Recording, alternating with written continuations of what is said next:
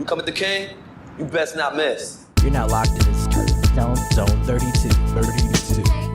Ladies and gentlemen, welcome back to another episode of the Zone 32 podcast. 3/4 of the show is here. My name is Jake. His name is Drew.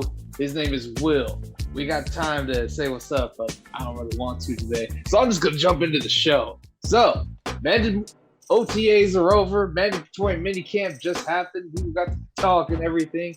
Injuries galore and all this and all that.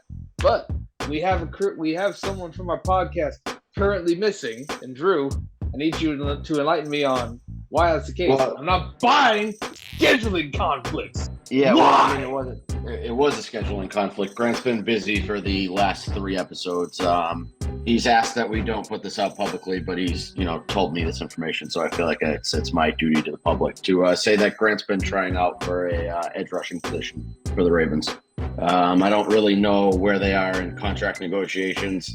He was talking about holding in today, saying that, the Ravens offer wasn't enough to him and he wants more than veteran minimum. And I don't know, but, it might be Grant coming off the edge next to a Jabo next year. So I'm kind of looking forward to that. I think I saw him in a picture with the other linebackers. So, well, that's the thing too. So he cut his hair, and so he's way less recognizable now.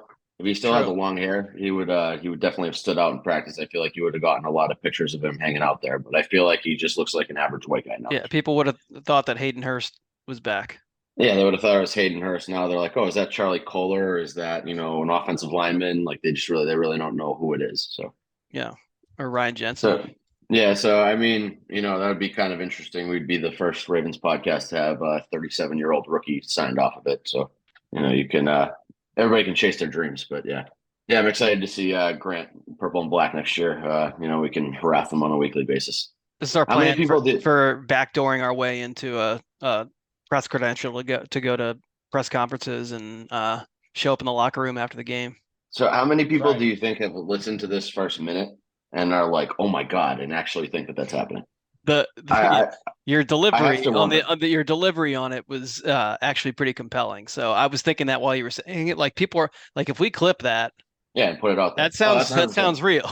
That sounds like. Well, so it's funny. Breaking you and I, news. Last 3 weeks ago, we did the I was driving into Fenway episode, so that was just like spur of the moment. Yeah, and Jake was it was like lunchtime in his area of the world. And Grant was busy doing something. And I don't remember why Grant couldn't come on last week, but that was legitimate scheduling conflicts between you two. And then this week we weren't even planning to record, and just happened to work out tonight. And Grant made plans. So the moral of the story here is Grant doesn't really care about the fans and doesn't really care about your guys' opinions and doesn't want to give you entertainment. So definitely just next time he has a wild take about like Jerry Jones is better than Eric DeCosta or any of the other Poles. Ryan Poles is Trent good. Baalke. Sauce Gardner's good. George Pickens is good. Just remember that that's the guy who has bailed on you fine folks 3 weeks in a row. So one of those two takes is correct, at least. None of them are correct. One of them. So none. He tried to sneak that in. I caught that. I got it. Then, yeah. Nope. You did not. But anyway, mandatory. So we should get into. Yeah, I was gonna say we should get into real mini camp news. Let's give it some thoughts before we get into the other situation. Your thoughts on mandatory minicamp? It was full attendance apparently, and I know correct me if I'm wrong. In Harbaugh's press conference today, did he announce that Pat Ricard went under off-season hip surgery and he's going to start on the PUP list? Yeah. Did I misread that? Was it hip or back? Hip. Okay. Yeah. Hip. Yeah. I mean, he's key part of the team, and it's kind of disappointing. That was pretty much the only bad news that came out of mandatory, minicamp for me. That answers the question. Remember the sort of the mysterious answer that EDC gave in the press conference after the season ended? Yeah, that somebody went. We only have one player who's going to have off-season surgery, so that's the one, because people thought that it was I think DeMarcus Kyle Robinson. Hamilton. They thought. No, they thought it was Kyle Hamilton because like a week later he was on crutches. in a sling. Yeah, that was a sling. Yeah, a sling. Yeah. Yeah, but I think he just like did something to his elbow or whatever. It wasn't like a surgical problem. It was don't move your arm too much. Yeah. So I mean, I guess it could be either one of them because nobody said one way or the other. If Ricard, you saw surgery, Jake? I saw something about he had a procedure to like fix lingering damage, and so Okay. I don't Could've know been if that Well, was then like a. that's got to be the one, right? But I don't know if Yeah. it was like because I don't know if it's like an adjustment to his back, and then that's not a surgery. You know what I mean? Like that would just be Yeah, you know yeah. snapping his back into place or whatever's wrong with it. I would assume that he's got like 14 slip discs at any given point, Well, just because and of I the way don't the think guy. that that's you don't. There's nobody's reporting on a fucking chiropractor appointment. Like that's Right. not And remarkable. even if it was hip or whatever, and it's just a scope, like that doesn't really come into play for preseason stuff anyway. So No, so that's definitely the surgery that he said they yeah, knew was happening. which I mean, honestly, like every year we see these mandatory mini camps, and we're like, looking at these no name fucking wide receivers, like, oh yeah, this guy's gonna go for 1,400 yards and 12 touchdowns this year, and 100 catches and hidden gem, Jordan Lastly or what was it, Antoine Wesley, Yeah. Jaleel Scott, that Um, fucking what's shitbag the that guy from went to Indiana? Louisville. What about the guy from Indiana? Was it Oh, Shannon Doss? Tannen Doss, yeah. yeah, Yeah. the kid that went to Louisville with Lamar that we signed as a UDFA that everybody's like, oh, they already got, like Jalen great. Smith. Yeah, Yep, I Jalen Smith. remember that. But, so I mean, that's usually what happens during minicamp is that we get these, fucking bozos pushing these like no name players that are supposed to be these great producers for us. And really this year it's been, other than left guard, I mean, there really wasn't much in terms of a shot coming out of, mandatory minicamp. The fish restaurant tried to poison Odell, apparently. Was he there?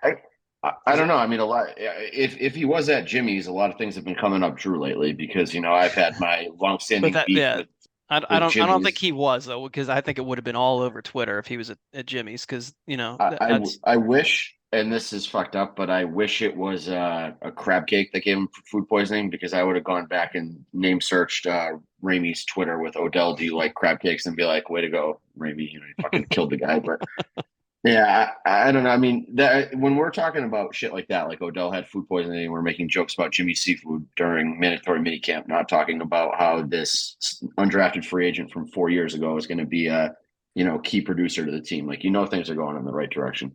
oh yeah, big time. You even had the nice picture of Steve and Lamar in a golf cart today. I didn't You see know, that. yeah. I assume that Steve pulled him aside and said, Lamar, stop fucking emailing me to be a ground floor investor in the entire gym. But I don't know. Regardless, they looked, again, just talking. So that whole offseason narrative of Scotty hates Lamar and didn't want him to be his quarterback and blah, blah, blah, is just totally shot at this point. Like there's you can't spin it as. He signed a check for him for $89 million. Yeah, but I'm saying like, that. is that how much it was? Yeah, 89, right? Was it an 89 million or 85 I think million? I thought Yeah, it was like somewhere in the 92 million. Yeah, it 80s. was a lot. Regardless, it was a lot of money up front. But you still had the idiots online spinning that as like, EDC talked him into spending that kind of money, and Harbaugh told him that we really need Lamar to be the quarterback, and that's why he broke down and paid him. And so that just shoots that narrative in the foot. Again, it's just more, final nails in the coffin to stupid people who talk too much. I think that Mr. B hears everything, because there's a lot of people who, sort of comment on how he's in the shadows. You don't see him. We haven't heard from him in 3 years. He's the blah burner blah blah. guy. He's the burner guy on Twitter. Yeah. I think late. We made the rumors about EDC's burner account. I'm fairly positive Steve is the burner guy of the two. Do you okay? Do you have the same person in mind that I do when you're talking about that? Potentially, yeah. Yeah. Okay. It would be quite interesting because of some of the things that I've said to him and he said back to me, and then Right. he's ended up being more right than I was. Of like, oh, I've heard this is going to happen, and then he's like, yeah, that's been talked about like a week ago, but that's not like the current information. And like the current thing he tells me is what happens. I'm like, oh, okay, so yeah, that'd be interesting. Yeah, so we're talking about the same person for sure. Yeah, 100%. Yeah, there's some interesting characters on Twitter, but yeah, I would like to find Steve and EDC's burners and just make like a nice group chat with them. We can just discuss things during games and whatnot. Maybe go on the yacht. Yeah, you EDC, Mr. B, me, and Lamar translator. Yeah, we got to add a wild card in there too. Somebody that we got to be like every once in a while, be like, whoa, chill out, like don't go that far. I don't know. And we could add Jake in there for like comic. If I tweeted more, I would be the wild card in the situation. That's a fact. Or maybe do we? But throw I like don't tweet enough. We throw like a visionless Dave in there and have him just give like the outside perspective every once in a while. Yeah. I'd say he's probably the one. Yeah, I don't know. I mean, Monken is praising Lamar all week. People are praising Ajabo all week. You really never heard anything bad. Nelson Aguilar had a couple drops. I think that was like the worst thing that I heard about the offense, which again, they're wearing shorts and a t-shirt, so who really fucking cares? I saw that James Prochet. I forget who tweeted it. Someone who was there, I guess. I think don't it know, was Schaefer. but it was like the little stock thing, like and James Prochet and Ben Cleveland were going down. Yeah, so that was the other is Ben Cleveland seems to be on the way out if you're you put any stock in these mandatory mini camps. John Simpson, and so I've decided his name is Mall Automotive Lulu because that's what it looks like when you read it. Mr. I'm not gonna ever. Yeah, I'm never gonna try to pronounce that guy's name right because it'll get clipped and I'll look like an asshole. So I'm just gonna call him that from now on. But I guess those two were mainly splitting the first team left guard reps. So that's interesting that Cleveland has looked that bad. Yeah. I mean, a rookie, late round rookie. A rookie who played tackle the last few years in college too. So it's not like he's. Dude, isn't he like gigantic? The only thing making him not look like a complete gigantic freak is that we have an even bigger gigantic freak. Yes, I mean he's big, but he's not. I think he's only like 6'2", 6'3". So he's not like Flaley where he's like 6'8". Because there was a lot of talk about Flaley playing guard this year, and like I feel like having a 6'8" guy on the interior offensive line is a bad idea. No, just because he stands up and his fat fucking head's going to get in the way and block some passing lanes. Whereas you want your guards to be like 6'1" to 6'3", I would think would be the ideal height for them. Yeah, maybe 6'5". Oh, the Zeitler stuff that came out too was interesting. That he wants a contract extension. So I would think that a lot of the talk was that he was going to retire after the year. That was actually a lot of talk after last season. Was that he was mulling over coming back or retiring. And now that he showed up to training camp or, mini camp, whatever the fuck you call this, and is like, yeah, I'd like to sign an extension. That's interesting because then Voorhees can be your left guard next year. Just to follow up on that, Salah is 6'5", 322. So he is a fucking giant. He's just not. Yeah, he's not Falele big. So was it his combine measurement was 6'5", or was it? No, he's listed 6'5" on the Ravens website. His combine measurement, I think, was 6'6". No, it's usually small. They lie on that. Hold on, his Wikipedia is 6'6". Yeah, but you probably just went and edited it. Said that. No, I'm telling you on the Ravens site, he's 6'5". Look, we follow high school English research requirements, so you can't use Wikipedia as a source. I'm sorry. Well, according to the Baltimore Beatdown, guests of the show, at least one anyway, he's 6'5", 317. Which did Spencer write that, or is that somebody else's article? Jeff Z tweeted it on April 29th, and he's using the combine measurements because 6'5", 317 is what he's announcing him. Well, all right. I can't. I'm at a loss here. I can't really keep arguing with this. No.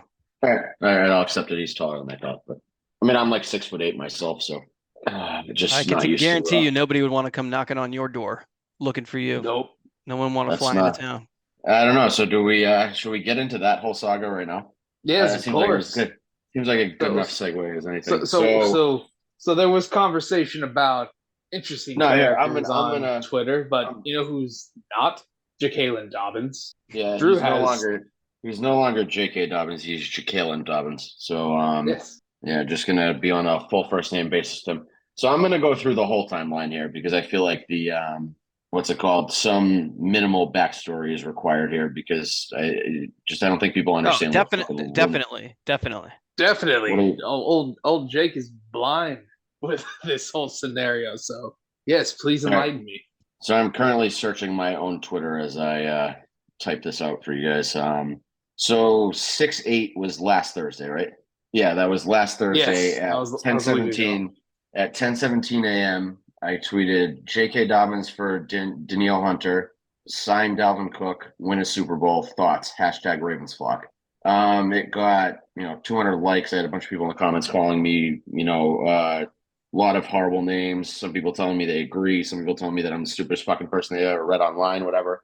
Guy Mike that I follow responded to me. He goes, "Not bad. Dobbins is so awesome when healthy." I responded to him. I said, "Yeah, when healthy is the key." So from there, All right, it was a few hours later. J.K. Dobbins has now deleted the tweet that he responded to me with. But he called me cabron, which apparently means like fucking asshole in Spanish. Cabron. Yeah, again, I don't really know. And basically said I've only been Where the hurt fuck once is my he entire. from? Is like, because Fuck he's you. not from California or like fucking. He's from Texas. He's from Texas. from- Get the fuck Yeah. out of here, that bullshit. Yeah, El Toro, Texas made is what his boss is. So regardless, that's what he said to me on the timeline. Like some fucking stupid ass comment. Like I didn't call him injury prone. I didn't say anything fucking off the wall about him. I just said like he's good when he's healthy. I agreed with somebody saying that. Fine. So I quote tweeted that and said Twitter fingers is back at it again. About 12 seconds after I click send on that tweet, I look at my direct messages and I have a new message request from one, Jacqueline Dobbins 22. I'm just going to read these straight through. Somebody has posted snippets of it online. I've posted some myself as well. But all right. So me, just off the bat, he goes, I definitely don't have Twitter fingers. I would tell you to your face, whatever you want to hear, little dog. Ha ha ha. I think you have Twitter fingers though. So I accepted the message request. I don't follow J.K. Dobbins because I think he's kind of a twat, but and he's continued to prove me right there. So I said, J.K., I would be happy to have this conversation with you in person or through a screen. Immediately hits me with the what's your address? I said, I live in Massachusetts, but I'm down in Baltimore for 3 or 4 games a year. He goes, I don't care, can easily come there. It's like, okay, when you get to Salem, Massachusetts, let me know and I'll give you the exact address. He goes, give it to me right now, big dog. He said, you tweeted the last person's address you did this with. He then responded to me with a question mark, said, I'm not a social media type dude, my guy. You don't know me like that, LOL. I gave him a nice little laughing reaction emoji there because he's constantly online. I feel like that was, worth pointing out. I said, so at some point I was like, you posted DMs of you and some Ohio/Browns fan and aired out his whole address. Don't act like that never happened. I said, show me when I did that. I'm like, I'm not digging through 2 years of your tweets. You know exactly what I'm talking about. Don't play dumb. About 12 seconds after I clicked send on that, he said, I just went back 2 years. That never happened. So just say you're not like that. And I was like, I know you're not like that. And he goes, and that you're not about seeing me in person and call it a day. He then says, okay, ha, ha, ha. I was like, next time I'm in Baltimore, I'll let you know. This has got to be the suck eye in you making you emotional or being called Twitter fingers. He then triple messaged me. He says, not emotional at all. I have had one injury. I think you should fix your mouth before you say my name. Would you like the definition of injury prone? I responded with, did you or did you not miss 26 of the last 34 games? Where did I call you injury prone? I said you were very good when you were healthy. And then he responds a couple minutes later to that, goes, LOL, have you ever played a sport before? Crying emoji, enjoy. I was like, I played baseball in college. Not sure why that's relevant, though. Just say you got upset over Twitter for like the 40th time in the last 6 months and call it a night, bud. And then he said, what exactly would I get upset about? And I asked him that time of the month. That was at 10:23 on last Thursday night. He has not responded to me since then. So the next morning I realized, the next morning I realized that his tweets were all deleted. And so I sent him the Bugs Bunny, everyone's gangster till it's tweet deleted meme. And I said, deleting tweets now, question mark. He read that, but did not respond. And then today I DM'd him and said, I'm in Baltimore for business. I sent him exact coordinates of some place in Baltimore. I said, stop by anytime. He read that message. The coordinates I sent him were for the 50-yard line of the Under Armour Performance Center. So, and that's where we are today. I've been getting shit online for about, fucking whole week from little J.K. Dobbins dick riders, but this guy is a certified lunatic.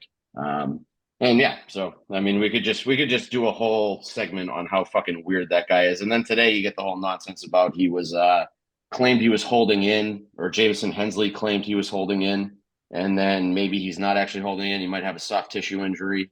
Regardless, he was there at the facility all week and has not practiced all week. So okay, so but in that case, regardless of the reason he didn't play this week, his outburst last week to you is I have said he came out looking bad no matter what, because he shouldn't have done it. Shouldn't have done it in the first place. It's a soft ass move, but then he got body bagged by you last week, and then this week he's either not on the field because of the contract, and it's silly for him to be demanding anything when he has 23 career play right. And to be fair, it's he's right. He had one injury, right? But the length of time it took him to get back to speed, and he had to have a second surgery to clean it up, even though he came back early, even though he was talking about how he should have been getting a full workload before he had to go out to get it cleaned up, all those things. Fighting with Rap Sheet last offseason. Yeah, right, exactly. Again, so you were first on the full other side of the fuck Twitter side of J.K. Dobbins bandwagon. Right. And to be clear, I'm a big supporter of J.K., the football player. Again, I think he's good. Fucking awesome. Yeah.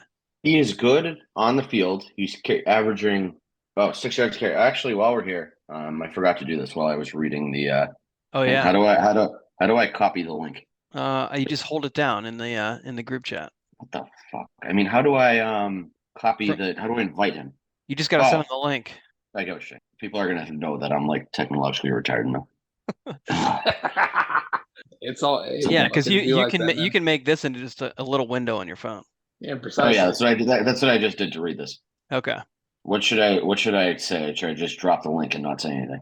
Just drop the link and don't say anything. If you're trying to talk it out. No, I'm just gonna send the link. Just leave it at that. It's way funnier when I just see the scene. Well, he probably thinks you're sending him like a fucking link to steal his cryptocurrency or something. We're discussing your current antics. If you'd like to join us, Jacqueline. I mean, if you want to insult him, just type out "pinche puto mamon." No, don't do that. I don't know what it means, but I want no part of it. I got very few rules on Twitter. I got very few rules on Twitter, but most of them are only speak languages you understand, because otherwise you run into problems. That's like going and getting the like Chinese letters on your arm as a tattoo. You don't know what that says unless you understand Mandarin. Yeah. No, fuck all that. I'm just waiting for his face to pop up so we can readdress this. I can let him know, exactly where we are right now, and he can come discuss, because clearly he wasn't busy practicing all week. And I've gotten a lot of very weird people on Twitter being like, you should take the high road here. You should leave him alone. No, that's just not what I do. What? Number one, it's the internet. I'm not gonna fucking leave the guy alone. If I got under your skin that badly for saying, you're good when you're healthy, when you've only played 8 games in the last, 2 seasons, and calling you Twitter fingers, and that's what fucking set you off to be like, oh, come fight me. You got no idea who I am. I mean, I'm, luckily, luckily, I'm kind of an asshole online, and I sort of expect this kind of reaction. I didn't expect it to that tweet. I've said a lot of fucked up things to people that on the internet. I was very surprised too. Yeah, and that's the one. Like, James Prochet should have sent me 40 death threats already. Or Ben Powers. We were talking about fucking drowning him in the Inner Harbor on a weekly basis on this podcast. And never said a word. Talking about flying him in the sun Chuck Clark constantly. Yeah, fucking. I tweeted Chuck Clark, how disrespected do you feel not knowing that he fucking blew out his knee, and I tagged him in the tweet. So again, hold on. You didn't do that on purpose? No, I had no idea he was hurt. I must have just seen it after the fact, and I was like, oh man. Yeah. That's aggressive. No, so I tweeted it the second it came out, that Amos signed, and then it wasn't until a couple hours later that the knee injury broke, and I was like, well, at this point, I tweeted after that too. I was like, the Jets saw Chuck Clark covering tight ends in minicamp once, and then was just like, yep, fuck this, and signed Adrian Amos.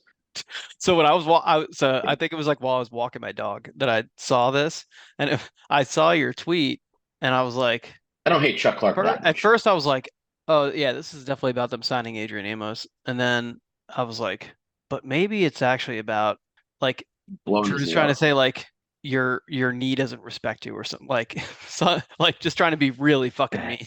Honestly, if that was 11:30 on a Saturday, I could see that being a tweet that I would send. I think honestly, when I was seeing all this, I was walking my dogs at 9:30 at night, and maybe I'd had a couple bourbons before I did it, so I was like, well, that's also a gray area time.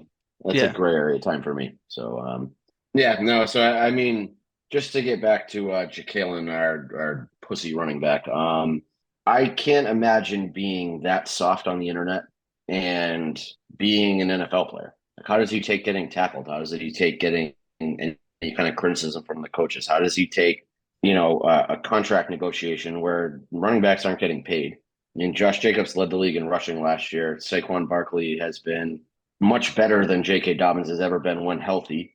and Saquon's been healthy more often than J.K. Dobbins has been healthy. So I just don't understand how he thinks that he's going to get some big contract or what he thinks he deserves here.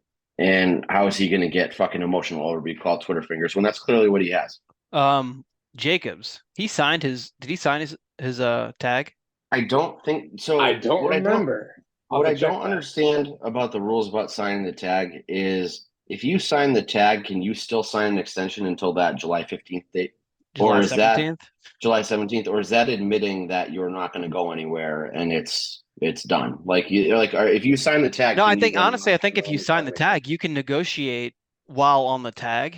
You can negotiate an extension on the tag. So if you know you're going to sign the tag and you're looking to negotiate, then signing the tag right away and then leaving the negotiation window open is the smart move. I'm pretty sure that's how it Well, works. no. So it doesn't matter if you sign or don't sign your tag. You have until July 17th to reach a contract extension. Otherwise, the only thing you can sign is the franchise tag. Right. So like that's a Yeah. so I don't think it. And nobody's giving up 2 first-round picks for a running back. It's just not going to happen. No. So he's not getting traded. And so that's where the flaw in the logic, by the way, from Saquon is about the $10 million number. That's why it's 10 million, because it's even though the $10 million number doesn't match the $33 million number for quarterbacks, there plenty of teams will gladly give you 2 number 1 picks for a franchise quarterback. Right. So, but no one is giving you 2 first-round picks for a franchise tag running back.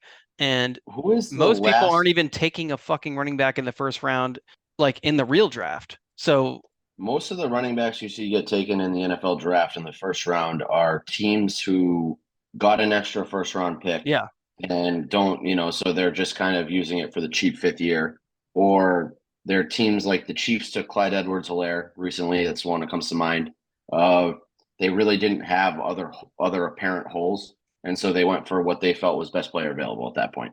And he ended up not being the best player That's available. what I was going to say. Like, that BPA is a perfect, like, if you want to talk about the BPA approach, BPA is like running backs fall into BPA, but most teams don't draft BPA in the first round. No.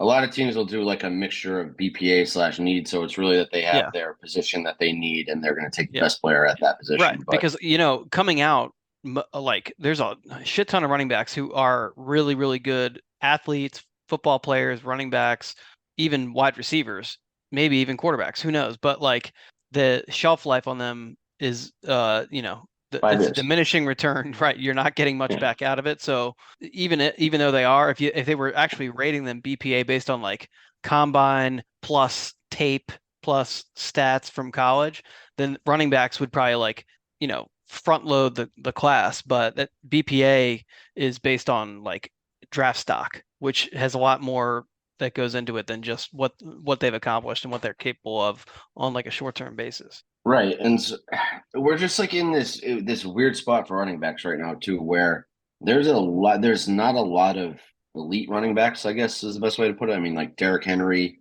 Nick Chubb, Christian McCaffrey. Well, and Dalvin Cook, I think, does fall into the elite running back class so if you look at production his numbers, standpoint. I had somebody pointed out to me after I was saying that we should consider signing Dalvin Cook, and I went and looked, and his like per carry stats, and you can use a lot of nerd stats to back this up too, which I don't really buy into, but basically like for how much he touches the ball, his production has kind of fallen off every year. So is it kind of like a wear and tear deal of, he's losing a step. But if you put him with Gus Edwards and that Keaton Mitchell kid and maybe Justice Hill, like maybe he's not being relied on to touch the ball so much, and maybe he's fine for the whole year. And you're also not throwing a ton of money at him. He's not going to be an expensive guy. When a veteran running back ends up with the Ravens, they are walking in knowing and probably happy about the fact that they are now in a committee, no matter what. They're in at least a 2-man committee, if not a 3. Yeah, I mean, and if you count Lamar, you're talking about 4. Exactly. And then Lamar is a 4 because Lamar, I mean, I think even with Monken is still going to get 4 to 6, sometimes more carries per game, whether it's by design or just a scramble. But Lamar's going to still run the ball plenty. Right, and so I don't see a downside to bringing in a guy like. I don't see an upside to overpaying J.K. Dobbins when nobody's paying running backs right now. And I don't see a downside to if somebody is willing to give up something for him at this point, like, why not? Yeah. You can So get a second round pick for him. Here's where the mathematical conundrum comes in. So Gus Edwards is making $3.4 million or 3.6 million. He's like somewhere, I forget which It's one it under is. four. It's one or the other. It's like $3.5 million basically. J.K. Dobbins, if you look at the current running back contracts and who is getting paid what, and especially the way they play and the role they play and the team they're on, J.K. Dobbins probably shouldn't be making much more than Gus Edwards, even though arguably J.K. Dobbins, if you're looking at ceiling, I think J.K. Dobbins is better than Gus Edwards, but Yeah. Gus Edwards has produced more on the field than J.K. Dobbins has. But they're also having both of them is a great, asset, and I guess a great problem to have because of what we're talking about right now. It's a McGahee Ray Rice thing. You know what I mean? Where you got those two I don't, guys. but I also don't recall there ever being any friction. No, because again, Ray Rice was a rookie and young and knew had to prove himself. Right. And Willis McGahee had been hurt in his career and had some subpar stops and came to Baltimore and did well and was like happy for the opportunity that he got. And he knew that he might be the guy on the stat sheet, but he was never going to be the only guy and that he wasn't going to be relied on for 40. And that was back in the day when the NFL was, your feature back was 35 carries a game. Larry Johnson came to mind.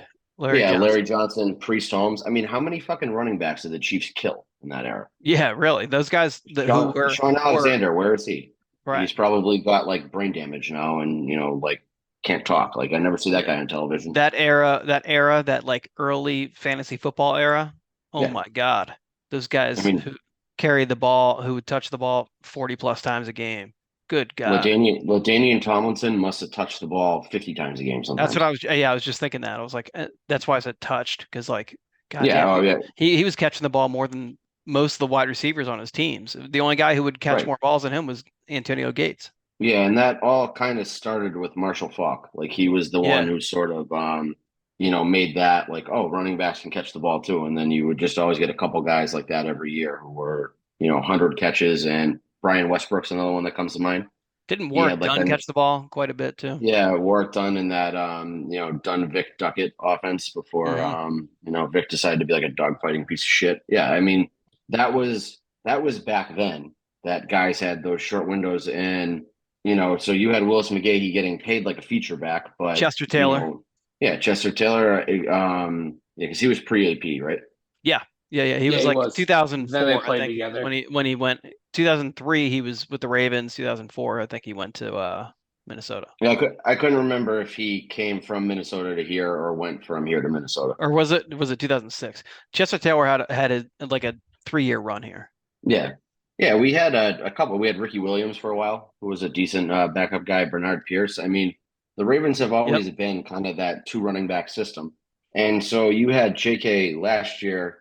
And last year is such a weird fucking year for him because he's coming off of being pissed off, getting hurt in a preseason game, which is understandable. Like, there's a lot of arguments that he shouldn't have been out there, but that was also playing with Lamar. That was like the first or second snap of the game. Yeah, like shit happens. There's a freak play, whatever. It sucks he got hurt, but and it's in the Bermuda Triangle of catastrophic knee injuries at FedEx Field. So it's not just at that stadium, it's in that exact, it's like a 20-yard radius circle on the field. Yeah, and there's been like eight knees eaten up. Yeah, and it was a freak occurrence. Like you can't, you're in that weird spot of like, you have your other starters out there, so why not have JK out there and get first team looks? Fine. He gets hurt, so 2021's a wash. So 2022 is about to start, and he's fighting with Ian Rappaport saying that, I'm going to play week 1. Like, why are you reporting that I'm going on PUP, blah, blah, blah. I think he didn't get a carry to week 3, right? I think week 3 against the Bengals was his first time back. So we said this last week. Week 3 was not the Bengals. It was week 6 was the Bengals. Week 3 was the Pats. Week 5 was Yeah. Week 4 was sometime between week 1 and week 18, we played the Bengals at home for a primetime game.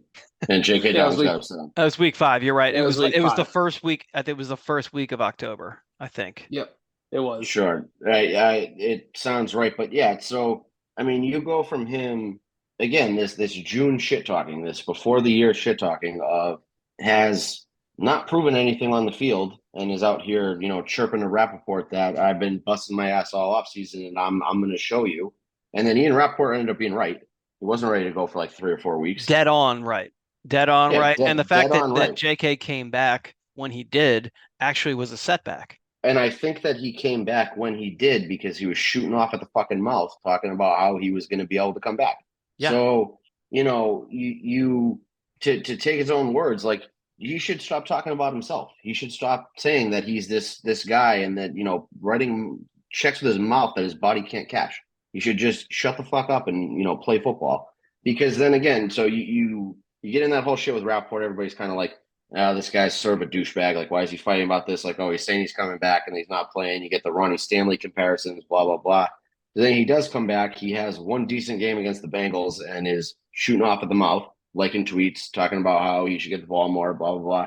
He gets hurt and then he comes back and looks very good at the end of the year. Like, credit to him. He was healthy and ran the ball well. Yep. And did that in a Lamar Jackson-less offense. So I think that that's worth mentioning that, he was doing that in a offense that was not near as good as the one that he had played in before.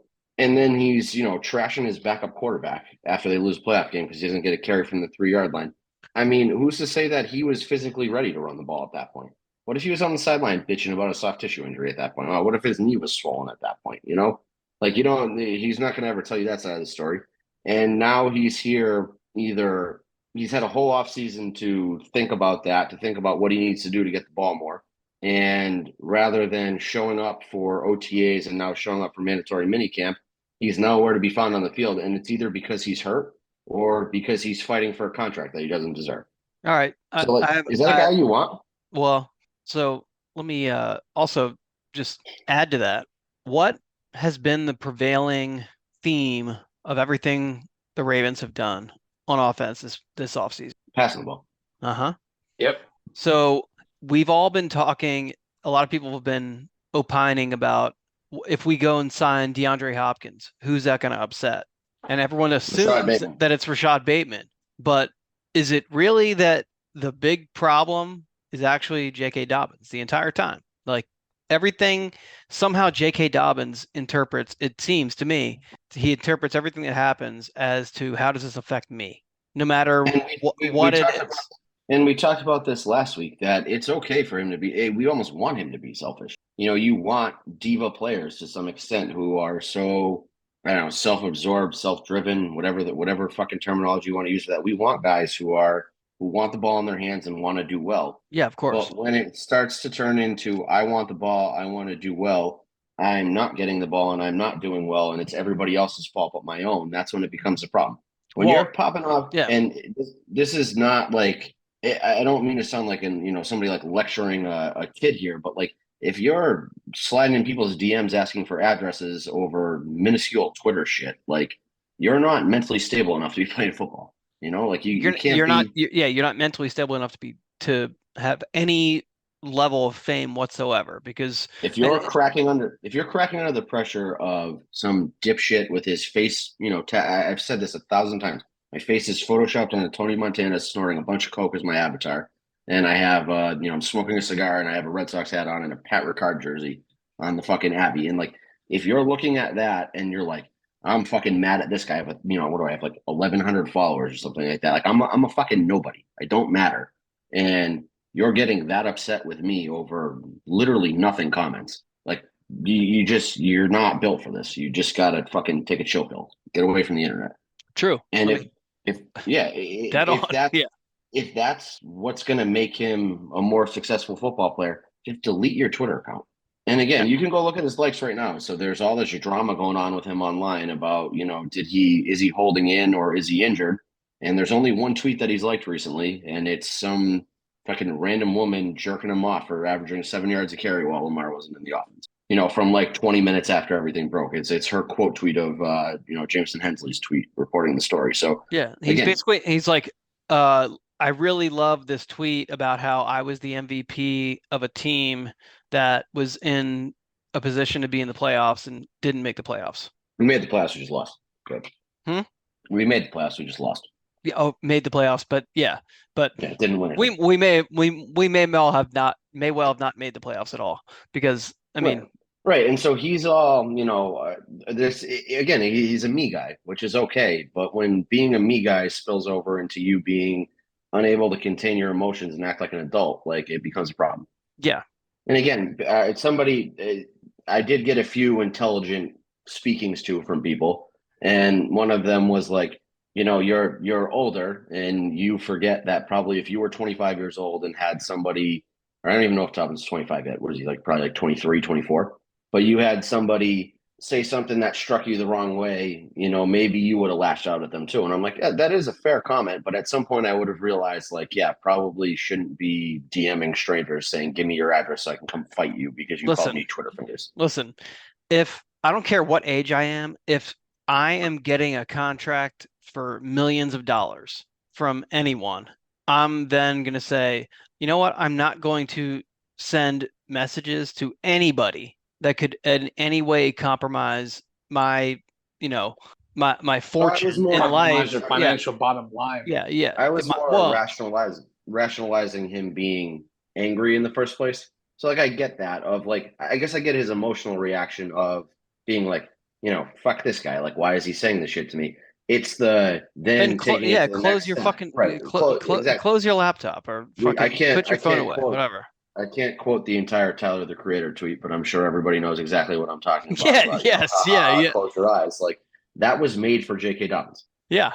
And it's frustrating that we are in a Super Bowl window as well. And I know this sounds dumb, but like if you have an emotional dumbass like that on your team, like who knows what he's going to fuck up in the season, and who knows the shit that could cause in the locker room.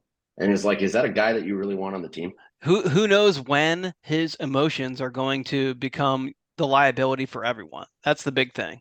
Right. Like you are, and I don't know if I have had DM exchanges with other Ravens players. And the only one that went negative, and he wasn't on the Ravens when I had it, was Marquise Brown.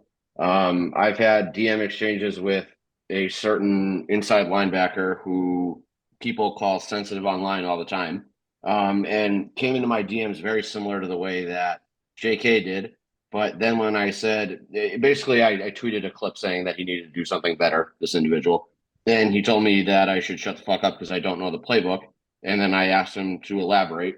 And then he calmly elaborated why I was wrong. And we called it a day.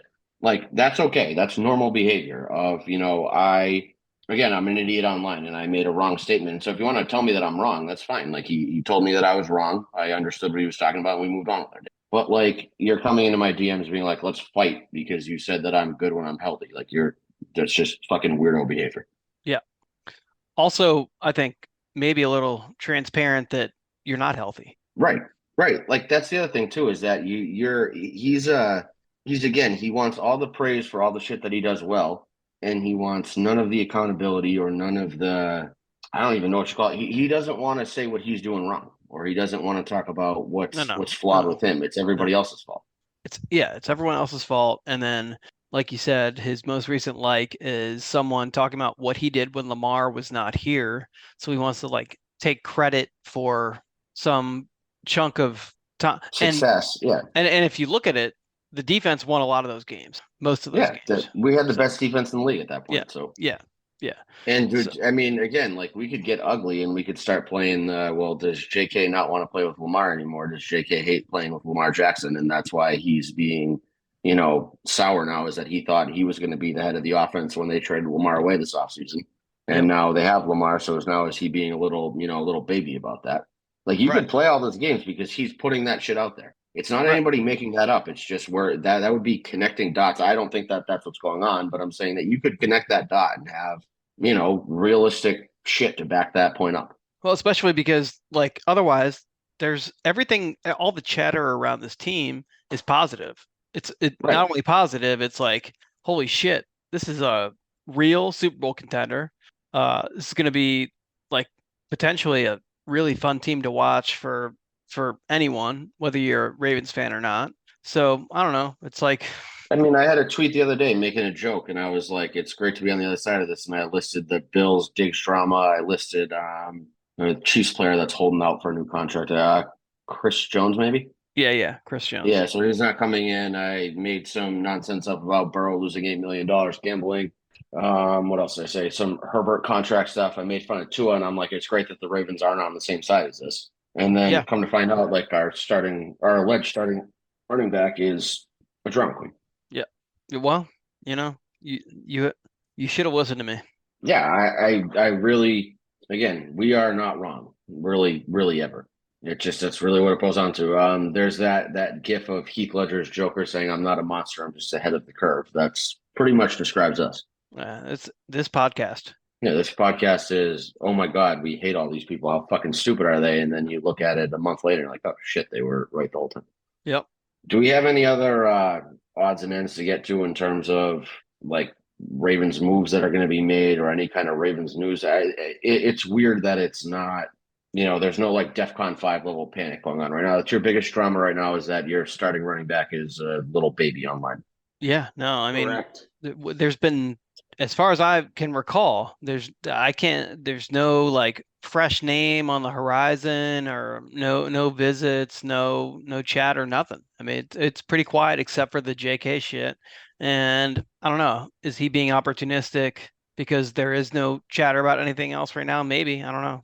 Well, yeah, but then all they got to do is go say Jadeveon Clowney's visiting us tomorrow, and that silences that shit.